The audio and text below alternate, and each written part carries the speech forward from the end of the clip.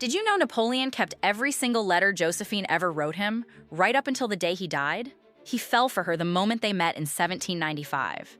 She was a widow. He was a young general nobody had heard of yet.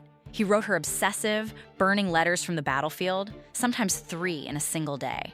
She was the one thing he wanted more than victory. But France needed an heir.